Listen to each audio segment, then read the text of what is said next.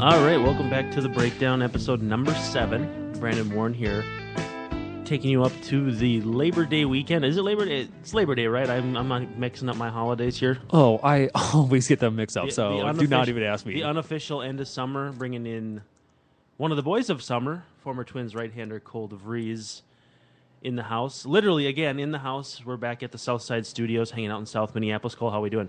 Not too bad. How about you? Good. Kind of a weird day for me. I don't work till 7 p.m., so I'm in my workout gear. It's kind of a flip-flop of last week, I think, because you were headed to your workout and I was headed to work. I don't know where you're headed now. You kind of look like you're headed to the beach, maybe to go surfing or something, but No, I don't know about that. I don't have too much going on today, so maybe I'll work out a little bit after this, or maybe taking some drone video or photos, depending on if it clears up a little bit. Well, yeah, and we mentioned this last week, and maybe some people didn't listen last week but are listening this week. We've been working on some drone videos. I can't hardly take any credit for it, but I've been your catch partner for a couple things that we've been working on. We got a couple more, I would assume a couple more since we blocked out 3 hours tomorrow. But what's going on with these drone videos you're talking about? Yeah, so anyone who's interested, I don't quite know if the website had launched yet. I know our videos aren't up there, but there's this website called Airviews, AIRVUZ.com, and it's all going to be drone-based content. And so what we're doing with them, you and me, Brandon, is we are shooting a series of baseball instructional videos that are shot with drones. So you can get some really cool angles, get up nice and high, see distances, get right behind us or right in front of us, much easier than with a normal camera. So it's kind of fun and, a completely different perspective on something that everyone's doing. And the first one was playing knee catch. The last one was long distance or long toss, medium and long toss. Two opposite workouts, I guess, on the spectrum. What is on tap for tomorrow? Do you know yet? Yes. So one of them is going to be catch tools. So it is going to be I guess you call it a 50-50 ball. So half the ball is black, half the ball is white. And that is to make sure, and so you can see that you're properly getting behind your pitch instead of kind of getting around it on fastballs and stuff like that. And the other is a curveball tool. So it is two baseballs stacked on top of each other, and then you tape them, and then so you can really work on getting that rotation, and you can watch the ball very easily because it's two stacked on top of each other, so you can see how it's tumbling and if it's tumbling in the proper direction or not. So that's that one, and then I think we might do how to hold different pitches, or I should say the different grips for different pitches. I think that might be the second video. So.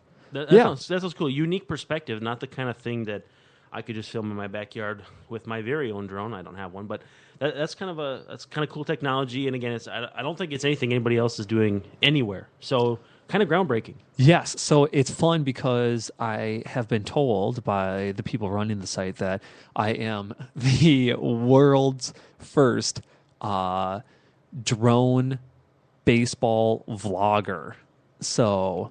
Why, I title that I'm just so excited about, and put that on your business card and resume. Right. And I'm going to start printing up shirts. And I want one. Yeah, I want one. Couple things going on outside the world of baseball. Gophers get their football season underway tonight against number 2 TCU. What is your connection to the Gopher program for anything, and do you keep up with the athletic program there at all? Not a ton. I kept up with it a little bit when I was playing because guys always have this rivalry between their colleges when, we have absolutely nothing to do with the outcome of any of those games. Right. So what does it matter? But in recent years, I haven't had a ton. I'll periodically watch a game or maybe go to one, but outside that, not a ton of interaction. Yeah. So on a scale of 1 to 10, it's not registering very high. Watching Trevone Boykin and TCU just carve up the Gophers tonight. No, not really. I do like that it's going to be a lot of really good press for the university because anytime they get that, I think that's good. Right. But they could use the good press too right now. Yeah, it's a little bit of a rough situation over there right now. Definitely accurate. And also, coming down today, the decision to overturn Tom Brady's suspension. Again, probably, am I reading this correctly? Probably not something you care too much about.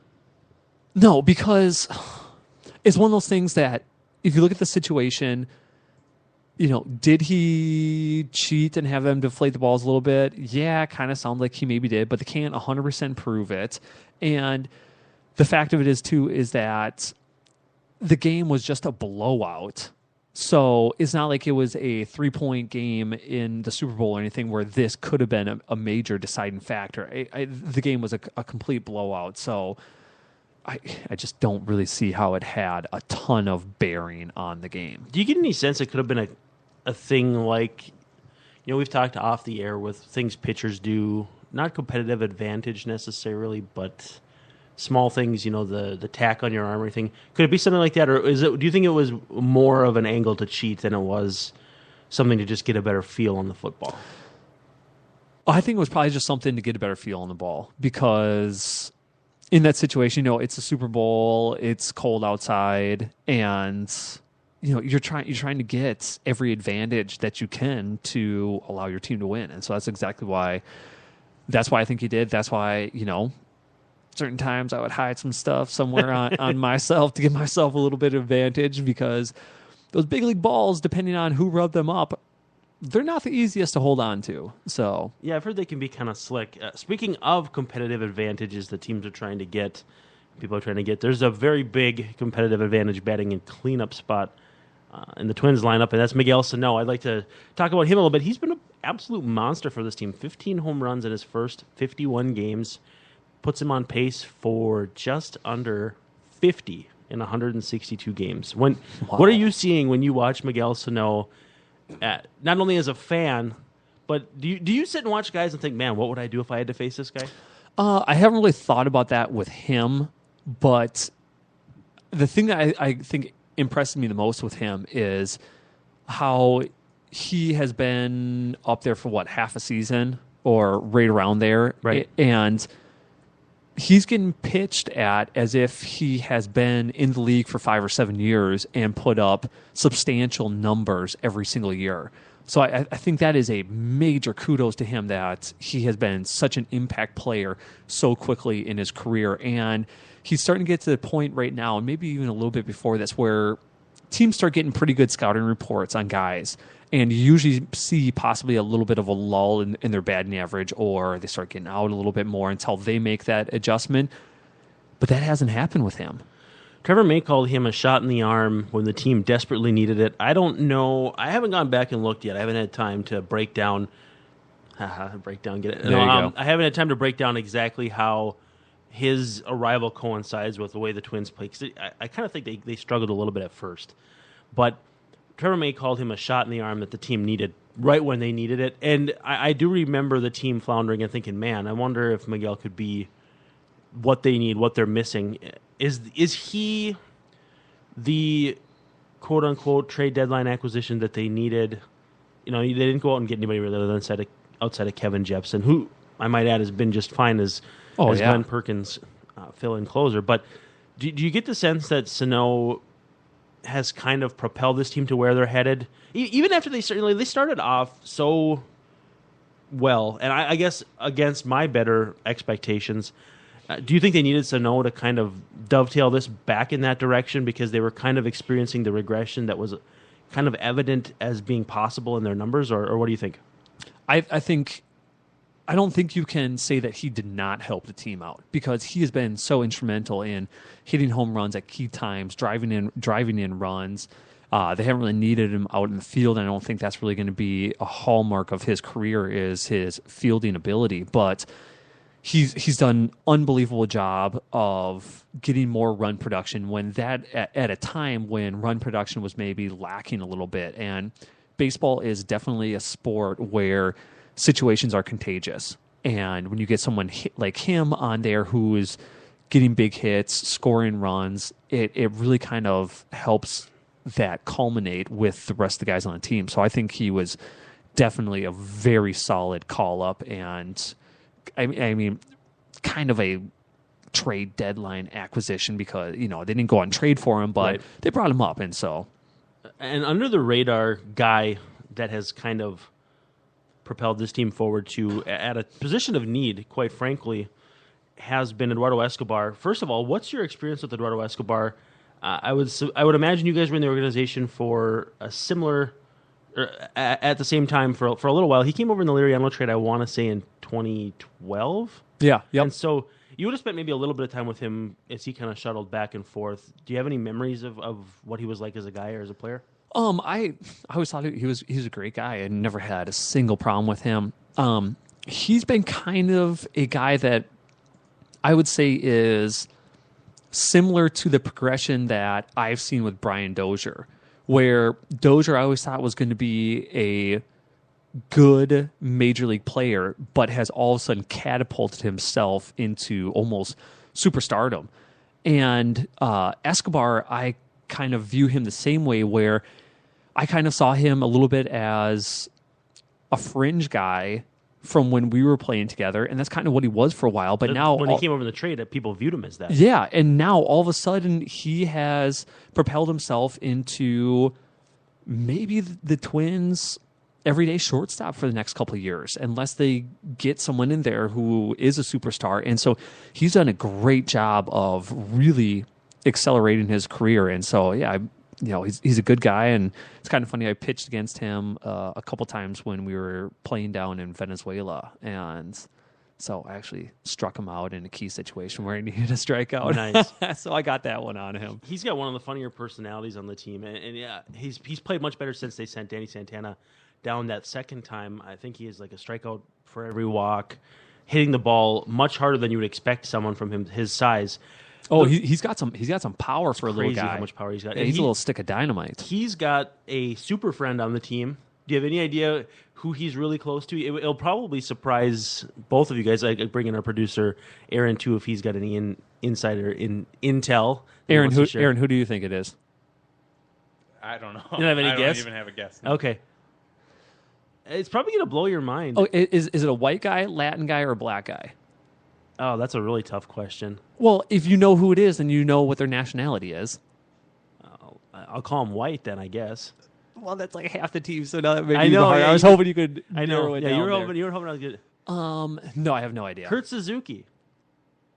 Well, Oh, geez, I mean, that's a complicated. You asked he's kind of white, but yeah, it was. He's from Hawaii. Yeah, he's so, Hawaii. So I had to go with that. Yeah. He's So every time they walk past each other, one of them will go, "Really?" It's just kind of like their little thing. And so I was there early on a Sunday morning, and you probably know how the clubhouse vibe is kind of funny on a Sunday morning, like 9:00.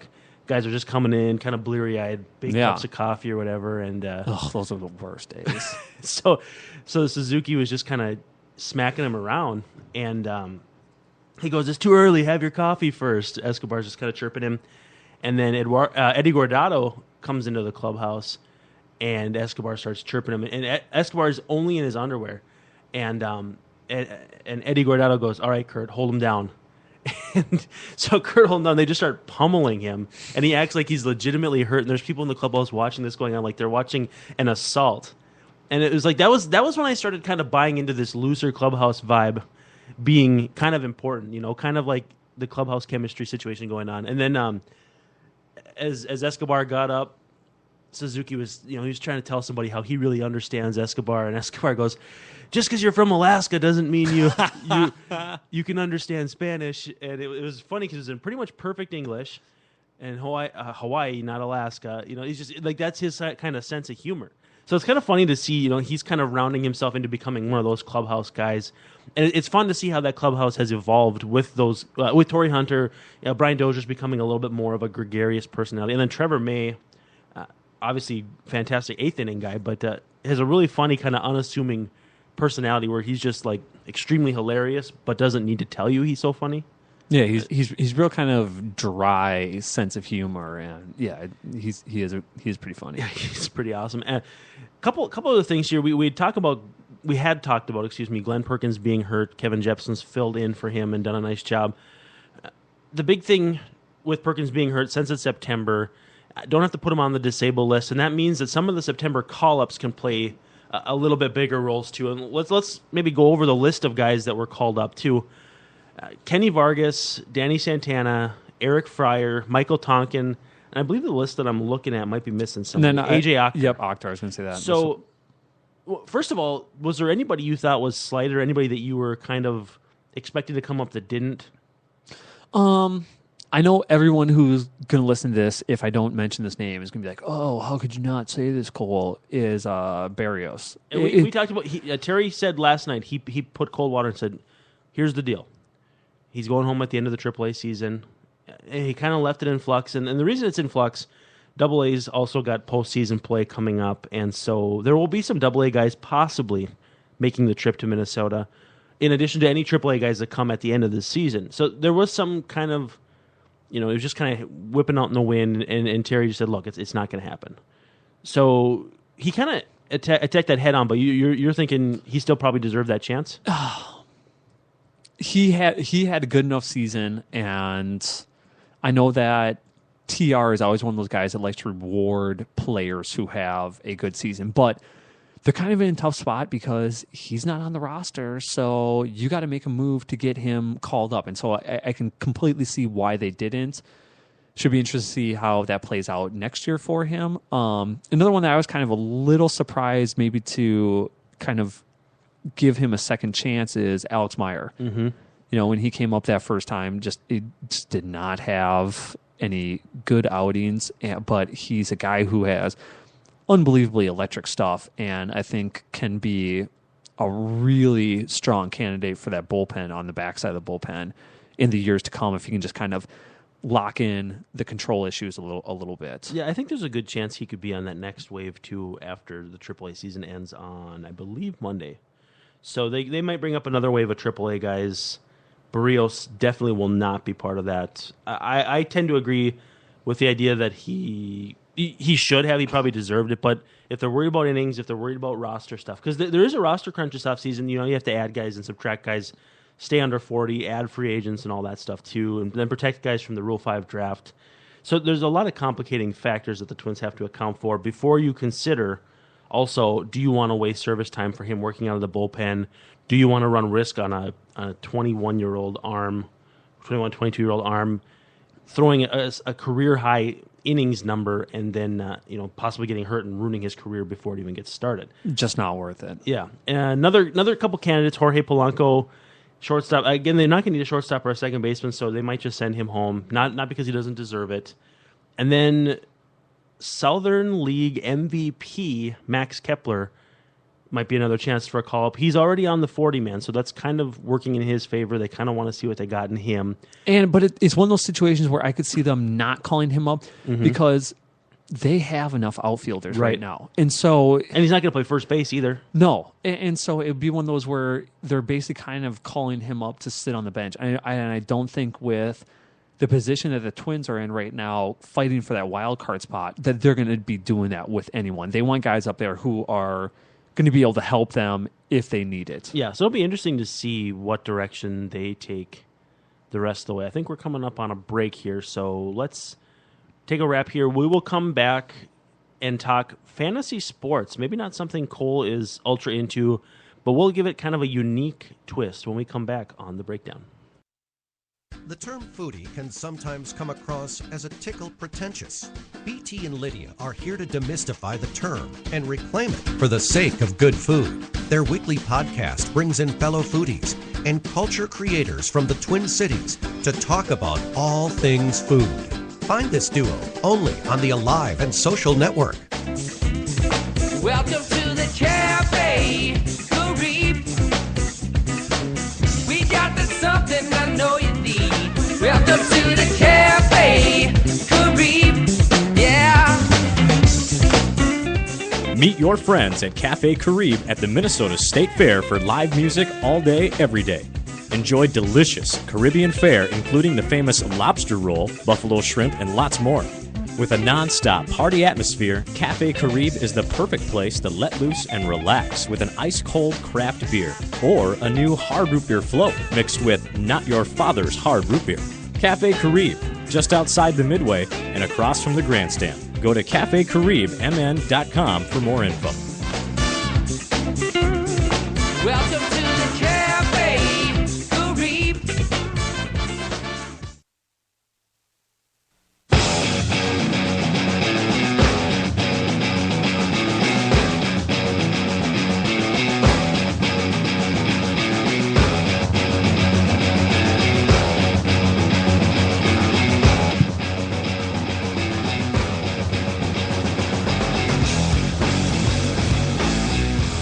All right, we're back on the breakdown.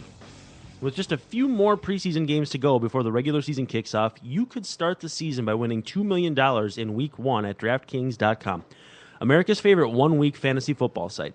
It's the biggest fantasy football contest ever. $10 million in prizes are up for grabs, including $2 million for first place and $1 million for second. One-week fantasy means no season-long commitments. It's fantasy football on demand. Play where you want, when you want, and with the players you want. Just pick your players, pile up points, and pick up your cash. That's it. You've never experienced fantasy football like this. Every game feels like the playoffs, even in Week 1. And every broken tackle or spectacular catch could take you closer to a $2 million prize. This isn't fantasy as usual. This is DraftKings. Welcome to the big time. So hurry to DraftKings.com now and use promo code SPREAKER to play for free for a shot at $2 million in the Week 1 Millionaire Maker. Enter SPREAKER for free entry now at DraftKings.com. That's DraftKings.com. Spreaker is SPREAKER. That's a natural tie-in. I want to talk a little bit about my experience with DraftKings playing daily fantasy for baseball.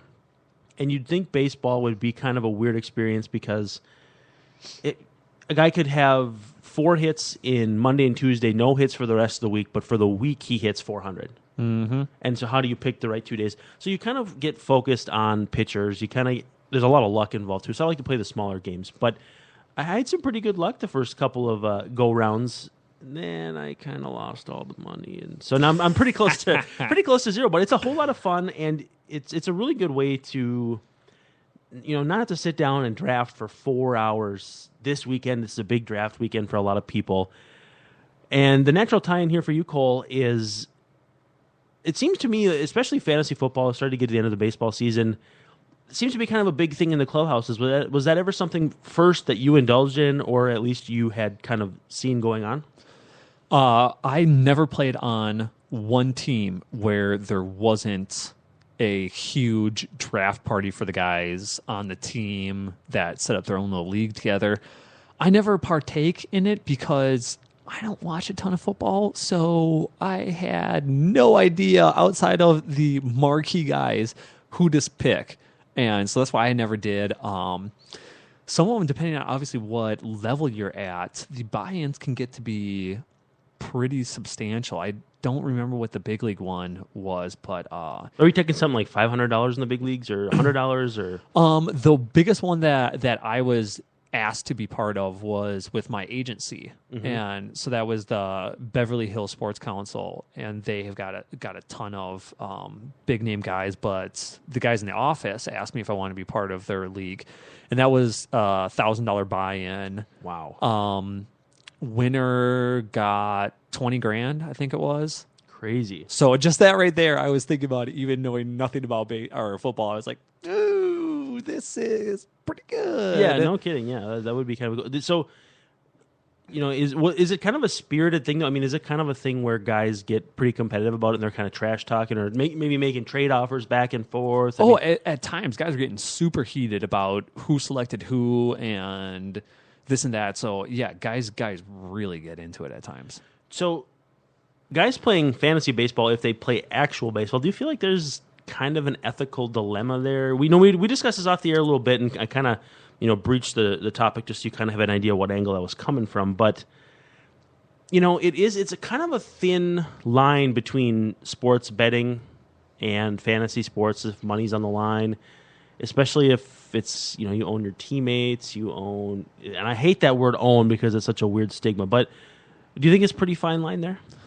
Yeah, I think you're really running around in the gray area, and I don't know any guys that I played with that were playing fantasy baseball, just because I think there's so much of that Pete Rose stigma out there, and no one wants to get even close to completely getting blacklisted from baseball just because you were kind of in that gray area of gambling, maybe not gambling on the game. And so, yeah, I don't know of anyone. I did have a rather interesting situation where one of my friends texted me a night before a start and was like, "Hey, feeling good? What do you how do you think you're going to perform tomorrow?" And I never even responded back. And then in the back of my head, I'm also sitting there thinking, if I knew how I was going to perform the next day, well, that would make it real easy for me in my career. Because if I knew I was going to go out and bomb, I would walk in there going, "Nope, arm's killing me, can't do it today." And then I would just go out there and pitch my good games. And so, kind of a silly question, but yeah, for me, that's why the concept of clutch is kind of taboo, is because, like, oh yeah, players can arbitrarily elevate their game. Well, why wouldn't you just always do that? You know, like, instead of big situations, why not, if you're leading off the game, and I could really use a leadoff homer here, I'm just going to go for it. Like, it just seems kind of funny. Yeah, because obviously the better you play, the more money you're going to get paid. So turn it on all the time. And that is not easy at all, and you cannot do it. I mean, no one can turn it on all the time. So I would like to believe, back to the fantasy stuff, is like, players would be competitive enough that it wouldn't have to be a situation where, like, if you were to ask a player, you know, a high end player, about, you know, if he would ever do anything that would be kind of compromising that fantasy situation, you would get blown off so bad, like the guy would just tell you to get the heck out of his face. I would like to think that the competitive spirit of baseball would be strong enough to overwhelm that or override that. But there's always going to be that small little thing, because gambling is not rational. I mean, you talk about, well, wasn't there a story where, like, Thomas Vanek owed a bunch of people money for gambling? It's like, hang on a second, you make a ton of money. What are you gambling? Are you gambling to make more money, or are you gambling to feed your competitive spirit? And so I think it's all about the chase and getting that high. Yeah, because I mean, that you're winning. Yeah, and so I mean, I think the guys in the league would be, you know, they're already competitive enough and driven enough to be professional athletes, to be one of the 600 or 700 best athletes in the world at the game. But there's always, you know, that kind of maybe not elephant in the room, but just kind of like that worry where it could be, well, what about this guy that just wants to be the best in the world, but maybe gamble a little bit on this side too? Yeah, one never knows. I don't get it. I don't know why you take that risk, but right. Yeah, because you think about the downfall, and that's the other thing about the irrationality of gambling, is the downfall. I mean, the downfall is you lose your job, which pays you a minimum of $500,000 a year if you are a major league rookie. Yeah, and it's pretty hard to win more than that. Oh, playing fantasy unless you're sports. Putting down crazy. Exactly. Yeah, I mean, or any gambling, fantasy sports is pretty low on the totem pole if you're thinking about Vegas and horse racing and offshore bets and that kind of thing. So that's kind of crazy. The other thing I wanted to ask you about is, like, do you ever, maybe it's a Sunday and you're just kind of sitting around watching football or something, and you see fans like tweet at players, "You're on my fantasy team, you got to get it today, you got to do this." It's like, how stupid is that?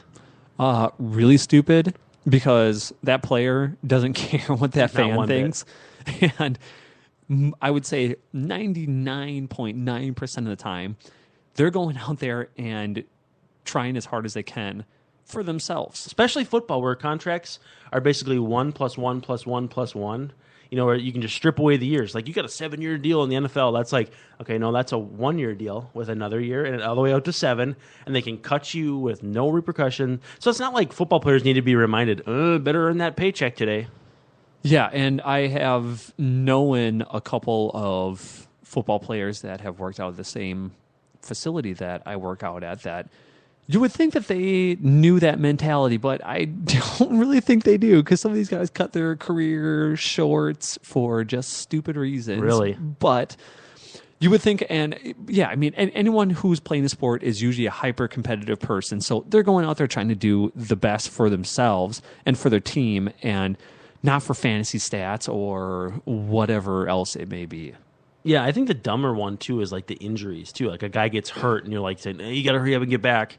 Like, oh, no, that's cool. I'm going to risk my livelihood, my life, my paycheck, my possible future quality of life, so that you can get that fantasy W. So you can get those extra 10 points, 15, 20 points, whatever that week. Yep. Yeah, it's just... You got it, bro. I'm doing it for you.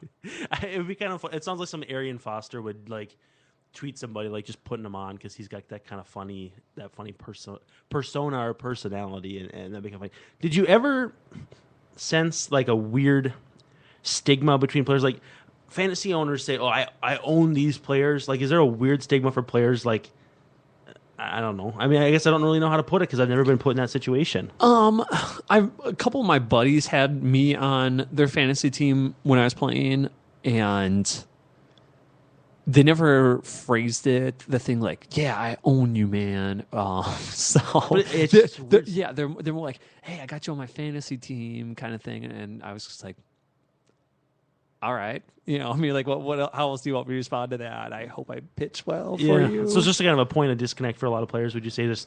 Like they just don't really even think about it because it's not really related to them. Yeah, exactly, and they have no control over any of that. So why put weight into something you don't have control over? Yeah, I think the thing too, like in current games with DraftKings, is like they put dollar values on people. You get like a $50,000 budget for 8 players, and so. Guys, I'm $12,000. So like, it just seems like it would be so weird to process that mentally. But at the same time, you're playing 160 some games in 180 some days. You probably don't have time to sit and really think about much other than what's next on that old schedule. No way. Yeah, way too many other things to worry about. So there's one thing you do have to sit down and worry about. Is we're going to shift gears here as we wrap up the second segment a little bit. I wanted to ask you about fan mail, and it's just something that popped in my head while I was driving over here today. You said that players at all levels get it. Is that accurate? Yeah, and obviously depending on what kind of draft pick you are, how many card contracts you have, what level you're at, really kind of dictates the volume. But yeah, you always get it. So let's say you pitch a year in AAA, you pitch a year in the big leagues.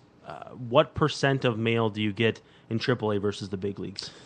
Oh, it's definitely, I would say you probably get 75, maybe 100% more.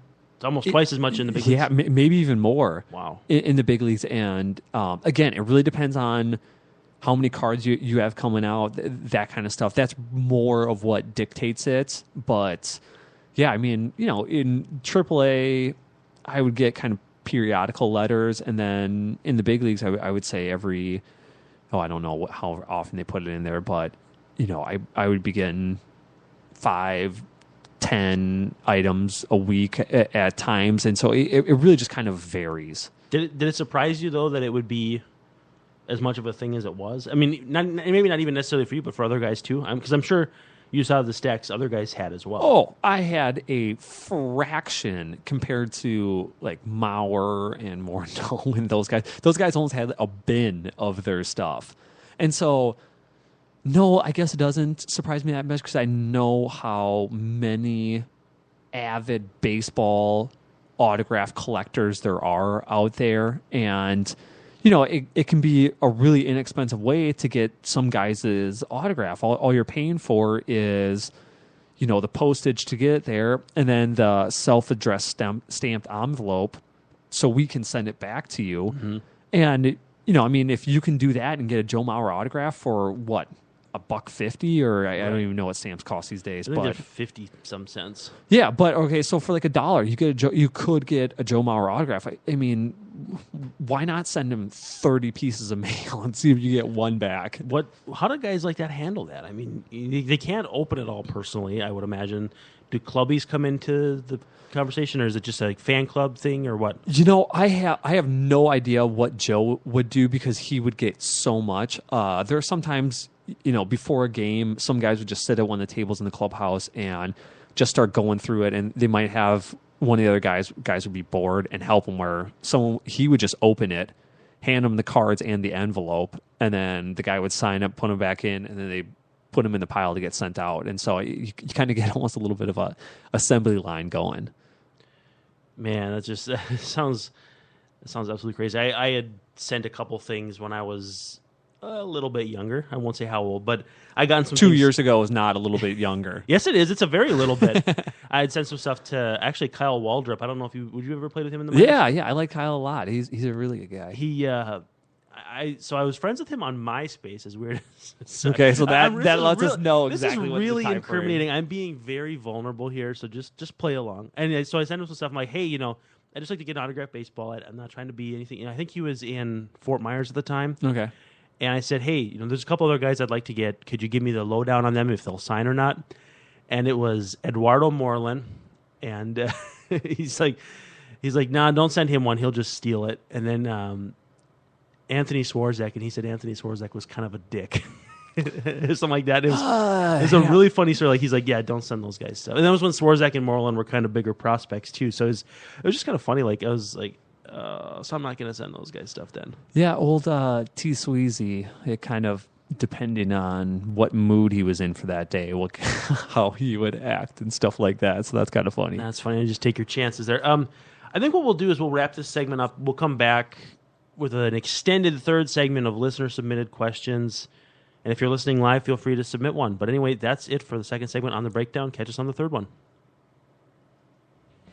Hey everybody, my name is Joan Vorderbruggen, and I want you to tune into my new weekly podcast, Joan of Art, on the Alive and Social Network. Each week on Joan of Art, we will interview some of the most talented artists from across the Twin Cities. I'm talking painters, costume designers, filmmakers, poets. There's going to be something for everybody. You won't believe some of the things people are making. 598,000 light brights. Takuma created the world's largest light bright. Right. So I know that there's a piece that you're working on. It's called How to Have Fun in a Civil War. A friend of mine is like, you're bringing Civil War to the State Fair. You can find the Joan of Art podcast at www.aliveandsocial.com or look on Facebook for Joan of Art Podcast. Tune in weekly to Joan of Art as we investigate and celebrate people who make art.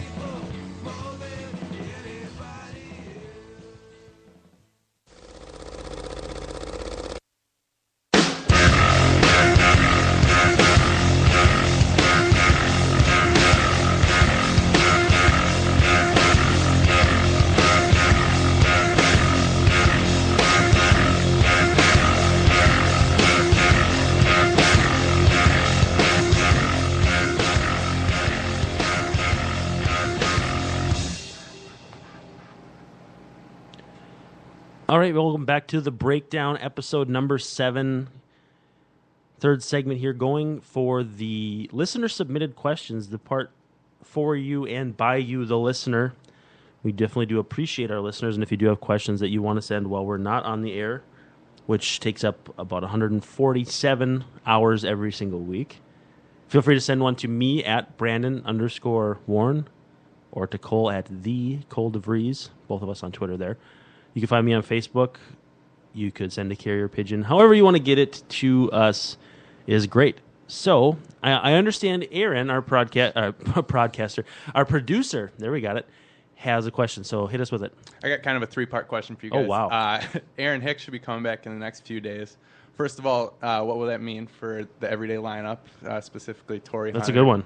Second, where does that outfield of Rosario, Buxton, and Hicks rank in the majors? And what are some of the other best defensive outfielders you can remember the Twins having? Wow. Well, let's unpack first the Hicks part. 4 hits last night in Rochester on his rehab. Nice. I think he's up. He had 7 hits. Rochester's off tonight, so he will join the team in Houston. They didn't want to rush him up to Minnesota to play a noon game today. It didn't make any sense to do that. So they will have him meet them in Houston. I would say he's going to play right field or maybe center if they really want to not expose Buxton. I think they're just going to keep Buxton out there. And Torrey's faded hard. He's slugging under 400, on base under 300. I think you got to just... It's going to be the young boys out there. Yep. And Torrey, I think, is going to be filling in periodically or maybe DHing depending on how the rest of the lineup is shaken out. But yeah, Torrey... I think Torrey's age is kind of catching up with him a little bit right now. It's kind of the dog days of summer for him, which is completely understandable to be playing as well as he is at 40 years old. I mean, my God. I was told last night was his first hit at Target Field since July 30th. Oh. It was his first hit in a week. 0 for 15 he snapped with a base hit last night. I believe it was off of Carlos Rodon. So, yeah. Well, good for him. Yeah, clearly. Getting back on the horse. Exactly. And there's a chance he could DH more with Sano's hamstring bugging him a little bit. So, there's room for him to play, I think, if they so choose. So, the other part of the question was, what does the outfield alignment look like? Or where would that rank? So, I think, you got to go Rosario, Buxton, Hicks out there. Speed-wise, I don't know I don't know who's going to beat that. Yeah, I mean, so Jones, Hunter, Lawton, or Stewart, Hunter, Jock Jones. Am I thinking of the three right guys for each era? Would probably be the most recent outfield defense incarnation where the Twins could come close to that. Yeah. And I think this is maybe better. Yeah. But, I mean, even if you're talking about just in the scope of current outfields. The rest of the big leagues. In the big leagues. Yeah. I mean, I think the Royals, when they've got Gerard Dyson and Lorenzo Cain and like Terrence Gore out there, they're like their number 5 outfielder who's got a career like 180 batting average, but is just a crazy fast guy. That's like a track meet. Yeah. But I mean, no, I think you're talking about one of the most athletic outfields. Definitely. I'm always going to be partial to the Pirates outfield with Gregory Polanco and McCutchen and Starling Marte. And I don't have a lot of other ones coming immediately to my mind. And I think that's more a byproduct of the fact that the Twins will have maybe the most athletic outfield. And so I think if I had to think about athletic outfields in the past that come close to that, the Royals, I brought this up a few shows ago and nobody else really said anything about it. But it was like when they had a young Johnny Damon and like John Nunnally and Michael Tucker. And I said it was like 10 years ago. I think it's actually more like 20 years ago. When you employ an outfield like that, it's got to be a huge boost for fly ball pitchers, which is something you can speak to. No question about that. Oh, I absolutely loved it. Can't remember if I ever had the luxury in the big leagues, but in AAA when we had Joe Benson, who he could go get it. Yeah, and he just had a real quick stint up with the Twins, but he was a guy who had a full ride scholarship as a running back to Purdue University. A lot of people don't know that. Yeah, he was a crazy like 2 or even 3 sport athlete, maybe. Yeah, I think he was good at basketball. I mean, there's another one besides baseball and football. Yeah, baseball and football I know were his 2 big ones, but so at times we had him, Aaron Hicks, and then we had one other speedy guy out there, and it was like Antoine Richardson. Yes, that's who it was. I couldn't remember. I was gonna say like for some reason just Antoine Richardson just popped my brain. He got a little bit of time with the Yankees in the big leagues in the last couple of seasons, but those outfields like that have to be just luxurious. It's so much easier to pitch because you're not worried about certain fly balls. I mean, all I had to do is go out there and pitch my game, and unless the ball was smashed somewhere, I knew that those guys were going to bring it down. So you're saying, we don't want to cast too many stones here, but you probably pitched one too many games with like a Willingham Arcia corner outfield. Oh, God, that scared me so much. Because Willingham had about a 7, maybe 10-step range. And then both guys have really good arms. Let's call a spade a spade. They could throw the football, the baseball, but it was an adventure even on the routine. Like anything other than just a can of corn. Like if it was hit with any velocity, jumping off the bat, you're like, well, like Melky Cabrera the other night. Did you see that? I tweeted unhook the plow. Like it looked like a play that Eddie Rosario would have just scooted over and made, and Melky's just like trotting after. It's like. Yeah, and that was kind of Hammer a little bit, but he was at the end of his career, and everyone knew that he was in the outfield to hit home runs. Which he did for the first year. Yeah, and then Arcia, that defense has never been the hallmark of his game, and so when I had those 2 guys out there, oh man, I was sitting there, all right, sinkers all day long, trying to get some ground balls, working on that 2-seamer and downward plane action. So, great question. Did we miss any part of it? I'm trying to think of if we missed any of it. I think you covered everything. Oh, covering ground here. Boom. Covering ground like an outfield of Hicks, Rosario, and Buxton. That's right. So the next listener submitted question. It's a week old, admittedly. We ran a little long last week. We had to get Cole out of here. Hopefully that doesn't happen this week. But Fran Materi, pride of Wishick, North Dakota, wants to know what's wrong with Irvin Santana and how quickly can he be fixed? And I think we got the answer on his next start. Went out and just dominated. Was it 7 innings? Shutout and didn't give up any runs and basically looked like the guy the Twins thought they were getting from Santana. Maybe there was some talk of if he was tipping some pitches. I looked into his numbers and the slider was fine. The off-speed stuff was fine. The fastball was just getting obliterated. Did you see anything that you were like, man, this guy's got to clean this up real fast? No, and it's one of those things too, though. I haven't watched a ton of video on him. You know, he's the Twins have never played against him or that much, and so I really don't know what kind of pitcher he is. But anytime that a seasoned veteran like him goes on whatever it was, a 10-game soft streak like that, you always kind of wonder what's going on. And I think towards the back end of that, it starts to get to be a little mental. He probably had one or two little things in his motion that maybe needed to be tweaked a little bit. I mean, there's so many things that you can point at that could be probable causes for it that it's kind of tough to sit there and just narrow down one or two of them. Yeah, it was the Astros, 7 innings, 6 hits, 10 strikeouts, no walks. So not bad. That's about as dominant as an outing you can have. I mean, unless you're Jake Arrieta against the Dodgers on, I think it was Sunday night with the no-hitter. So going out in the 7 strong innings, that's definitely good. So I think, he's going to have to prove for a couple more starts that he's quote-unquote cured or on that right track. But I think that was a definite step in the right direction. We got into this question a little bit. It got kind of cut off at the end last week. Was Paul Pleiss wanted to know about managing to host a wild card game. I think you can throw that out. So let's kind of respin it this way. Who do you think the Twins should prefer to face? And I don't. As crazy as it sounds, I think it should be the Yankees. I don't think you want to face the Rangers, and it's probably not going to happen with the Rangers because you'd have to have some jockeying and all that. But I don't think you want to face the Rangers because of Cole Hamels. I don't think you want to face the Blue Jays because of David Price. The Yankees aren't going to throw anybody at you that you really have to respect in that same way. Now, Tanaka, very good pitcher, battled injuries, battled consistency all season long. Pineda, another really nice pitcher. But neither of those guys are really that ace-level kind of guy. Do you kind of see it similar to this? Yeah, I think out of those teams, the Yankees are definitely the one that you hope to get for that wild card game. But and that's even with how they've smoked the Twins in 3 straight last time up. Well, and that's exactly what I was going to say. But for whatever reason, it seems like the Yankees are the kryptonite for the Twins in postseason baseball. So it just doesn't make sense, but it does, but it doesn't. Exactly. So I mean, we'll see how it shakes out this year if they lock down that spot. But I mean, who knows? Paul wants to know also, is a taco a sandwich? No, a taco is a taco. Yeah, it's stupid. So, Paul, you're not. Come on, Paul. Paul, you're not stupid, but that question's bad. His brother Eric, his twin brother, wants to know who put out the dumpster fire that was the post All-Star Game Twins. So he's kind of pointed there, but the dumpster fire. I love that phrasing. It's getting. I was wondering where he was going with that. It's getting to be a little bit too ubiquitous in today's society. Oh, dumpster fire! Like everything's a dumpster fire. Like, oh, my mom packed a banana in my lunch. What a dumpster fire! Like, come on, that's not a dumpster fire.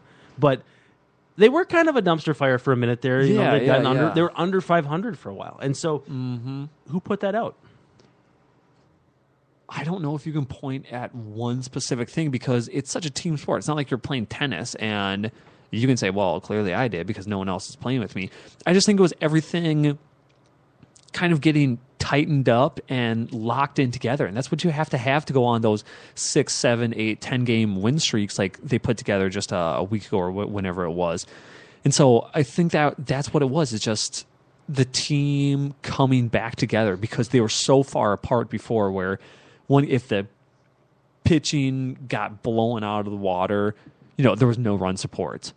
And then, when they did have the run support, the pitching didn't pitch well. I mean, everything was, nothing was cohesive together. And so I think it was just kind of a team effort of things getting put back together. And you can't really put that on one person or one situation. Yeah, I mean, it'd be convenient to say Miguel Sano, but there's been pop-up guys that have done different things at different times. Trevor Plouffe with the big hit last night to score a couple runs. Kurt Suzuki had a walk-off, and that's kind of playing even more to my part, my point is that you can call on so many guys who have maybe done little things to bring together a big overall picture in the situation. I mean, Sano is definitely one of the hallmarks in that, but there are so many other guys that played a role. Yeah, I agree with that. My brother Cody wants to know, is there any chance Torrey Hunter gets re-signed? Oh, I can see them re-signing him for another year just for the fact of his clubhouse presence and being able to pick up periodical games in the outfield and to kind of, I think, help teach the younger guys that are out there, because the outfield is so young. And I think with the guys that they have out there, having someone like Torrey, who is a very experienced guy, and I've never met him or talked to him, but from what it sounds like, is a great guy to be around, hang around. So I could see them doing that, but it also would not surprise me if they don't. Yeah, he seems to be kind of a guy that would like to have a going away, and I don't mean that as a slight. I haven't had any bad interactions with him or anything like that. The fanfare would play to his personality, I think. And I think, too, he makes sense as a fourth outfielder. And the big thing for me as a fourth outfielder is you got to be able to play center field. Torrey obviously can't do that. But you've got 3 guys in that outfield next year that can play center. So your fourth... It doesn't matter. Yeah, your bench bat doesn't need to play. I mean, it might make it easier for Kenny Vargas to make the team. It might make it easier for somebody who doesn't play center to make the team. However, if he wants to be back... it might be even more drastically reduced salary, like a $5 million deal or a $3 million deal. I think it gets done. I really do. Yeah, I can see it happening. Dale Ruck wants to know if players know or understand or talk about feeling like they've been held back so that the team can manipulate them contractually. Is that something players talk about in the minors? Yeah, I mean, you hear that stuff all the time. The fact of the matter is, it really only happens to the upper tier prospects. And how did you handle it then? Well, I was most certainly not one of those. I was more pissed that I was pitching better than everyone else at one point, and I did not get called up.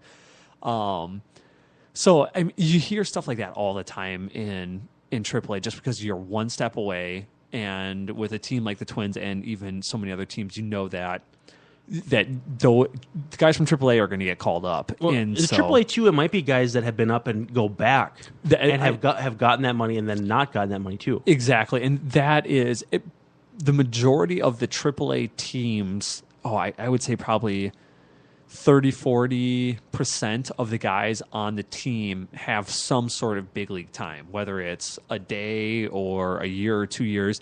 And so you're always wanting to get back up there. And if someone else gets called up before you, it's a tough pill to swallow. But the fact of the matter is that it doesn't happen very much, because it's only the really young top flight prospects where the team is actually sitting there thinking about starting the guy's arbitration clock.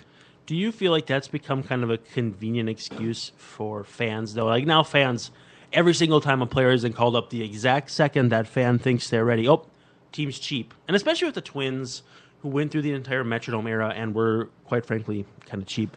Do you think it's become kind of a convenient excuse? It definitely is a really easy cop-out in that, when the fact is, I think it happens so much fewer than fans think. And I'm sure a ton of people are sitting there talking about the Barrios one, that they're not calling up because they don't want to start his clock. But the September call-up doesn't matter in starting your clock anyways, unless, he gets shuttled up and down for the next couple of years. But then we're talking about that is a couple of years out, so it's going to elongate his clock anyway. So yeah. It's a situation that it doesn't come into play very much. The one thing about the Barrios thing, and I'm going to just jump in here because we can get more listener questions in just a second, but there's the innings talk too. Terry said last night, well, he just got to a point where the innings were something we weren't comfortable going forward with, and then became this huge uproar, even from people whose opinions I really respect in the baseball community. Well, why didn't you limit his innings in the season? It's like, well, this isn't a big league innings limit where a guy like Steven Strasburg is pitching all season in the big leagues and then you shut him down in September.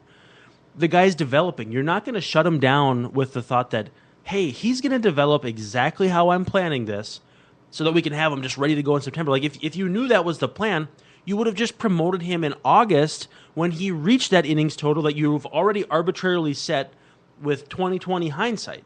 Like, isn't it just kind of ridiculous? Like, people trying to equivocate big league innings limits and minor league innings limits, and it's a small guy who's 21 years old. Like, you're not going to ruin him for a team that's already got too many bodies for that rotation. Granted, exactly. He might be better than all of them. He might start game 163 if I'm setting up their postseason rotation. But, I get striking when the iron's hot. I get you need to get him up here when he's ready so he's not wasting bullets. But you don't want him to throw too many bullets at a certain age and then not be able to throw them anymore. No, definitely not. And so the Twins are playing it safe with this one. And I always think the innings limit thing is kind of a funny situation because I kind of dealt with that once in my career. My first year up, all the talk was Scott Diamond throwing in, however, getting too many innings. It was like 180 innings or something like that. Which, when they were talking about his previous year, but if you look at my numbers, my innings limit was far, far beyond his, and no one was talking about it with me. And That's so weird, too, because he was a Rule 5 guy, so it wasn't like he was a first-round draft pick. They traded a really big arm to keep him in Billy Bullock. I don't know if you ever played with Billy Bullock. Yes, I did. Billy Bullock is actually playing an independent ball right now. He threw gas back in the day. I don't know if he still does. I saw him because my company, Diner Realty, that is my other thing that I do.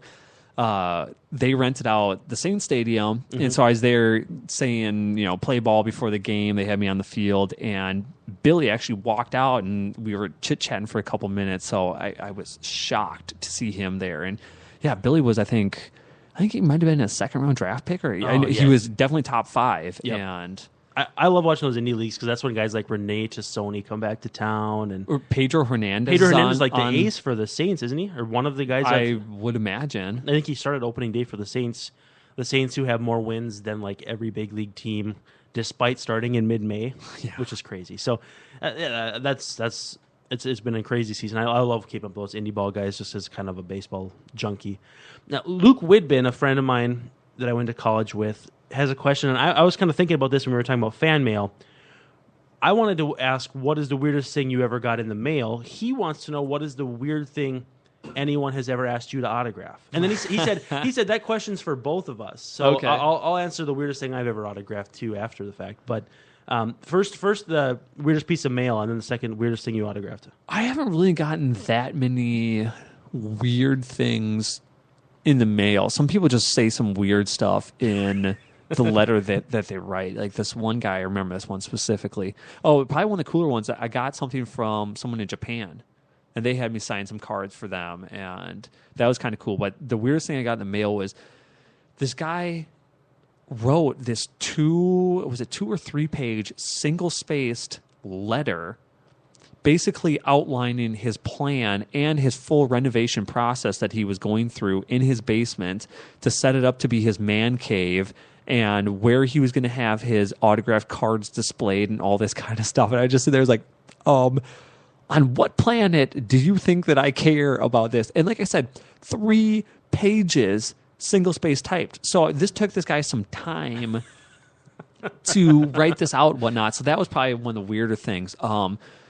One of the weirdest ones I saw, and this one's creepy, it was something that Joe actually got, Joe Mauer.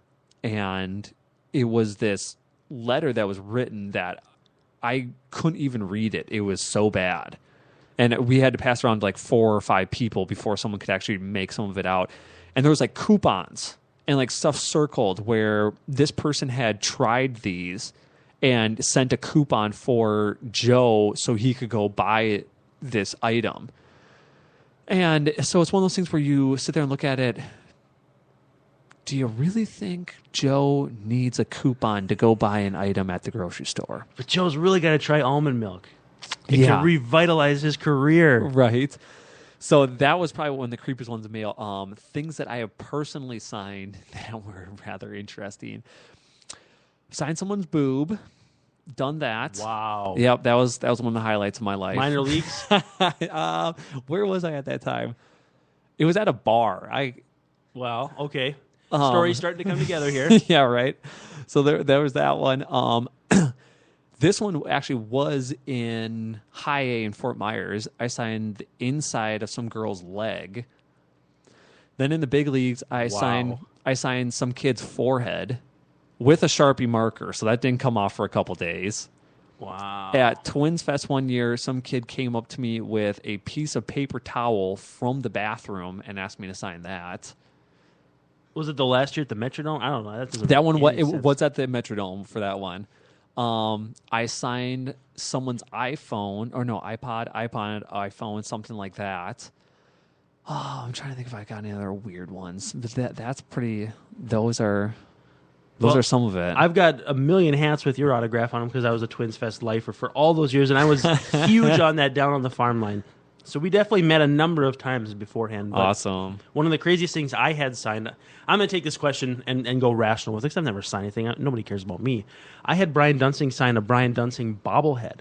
And I think it was like him at Beloit. And so like the Beloit store at the Metrodome at Twins Fest, on the field there, was giving away a Dunsing bobblehead if you spent like $30. So I got a couple shirts, grabbed the bobblehead, ran over to the down on the farm line. There's nobody in line. It was like Dunsing and Eli Tinter and a couple other like the main. It was a couple mainstays, guys that were there every single year. Yeah. And he's like, I've never seen this before. He just kind of blew his mind. So that was kind of fun. There we go. Those bobbleheads are not easy to sign. No, I suppose not. So I still have that actually in my house. It's got a prominent place in my house. And so the last one, it's a two-part question, and they're not really even related. So maybe you don't want to answer the second part. But Andrew Jory wants to know, assuming Miguel Sano stays healthy for all 2016, how many home runs does he hit? Oh, let me flip. 30. I would say 35. And that's going with the assumption that he doesn't have a sophomore slump. There's so Is many. it though? Is it? Maybe he'd hit 50 if he didn't. I'm just messing with you. No, you're right. Because I feel like there's so many of the guys that have gotten called up, the young guys that have gotten called up recently, where they have a white hot first year. Bryce Harper comes to mind. He was not very good last year. Well, relative to this year. And or just guys on the Twins team. Mm-hmm. Vargas had a great one. I mean, so many of the guys had a good first year. Danny Santana. Yeah, Santana. Scott Diamond. Yeah. I'm Wow. just kidding. He did go downhill though. That's the next couple of years. But so I think that's something more that you have to look at is that, kind of do across the fingers that pitchers don't figure out whatever his hole is and start pitching that. But if he doesn't, I think in the 30s is real possible and easy for him to attain. Yeah, I agree with that. I think 40 is the ceiling. Just because you get higher than that, it's really hard to do. I mean, guys like Paul Goldschmidt and Giancarlo Stanton don't really get up to those numbers. They start getting pitched around or start hitting a bunch of doubles. Ball doesn't go out of the park. You start hitting the ball to the gaps and that kind of thing. So I think that 35 to 40 is probably a reasonable range, assuming, again, health, and then he doesn't have a big slump. Definitely. Things you got to control for. The final thing Andrew wanted to know, and maybe we don't even care about this, is why are the Cardinals so good, and are they the team to beat in the National League? The amazing thing about the Cardinals is they're number one in starters ERA, and Adam Wainwright has been out pretty much the entire season. Wow. I have laid this out on Twitter a few times, but there's been a number of occasions where they've had four guys in a row on the NL ERA leaderboard, and it's like Michael Wacha's number 10, John Lackey's number 11, Carlos Martinez is number 12, and then I'm trying to remember who the other one is. Lance Lynn is like number 13. It's like, boom, all these guys have like the exact same ERA. And Well, it's crazy. that is your exact reason why they're so good. I mean, everybody stepped up. Yeah, if you're starting rotation, all five guys are right around that top 10. Probably going to be doing okay. And they had Jaime Garcia, who he's always hurt, but when he's healthy, again, few and far between, is very good. So I think they're the team to beat in the National League. I love the Cubs. I love what Joe Madden's done for them. Yeah, that team's kind of came out of And nowhere. The Dodgers are sick if you have to face Greinke and Kershaw. Oh, those two are unreal right now. But let's not sleep on the Mets. Nobody wants to face that pitching staff. No, that one's pretty good. I don't want to face Syndergaard, Harvey. Who am I missing? There's somebody I'm missing. It's not coming to mind. But I mean, DeGrom. DeGrom, that's it. Yeah, the guy that would probably win the Cy Young in a normal year. So DeGrom, Harvey, and Syndergaard just boom, boom, boom. They're like, really? What am I even going to do with? What do I even do with this? What do I do with my hands here? Oh yeah, for sure. But that's okay. So that's a wrap for today. So for Cole DeVries, former Twins right-hander, for our producer Aaron Tro, this is Brandon Warren thanking you for joining us on episode 7 of The Breakdown. Have a safe and sound Labor Day weekend, and we'll see you very soon.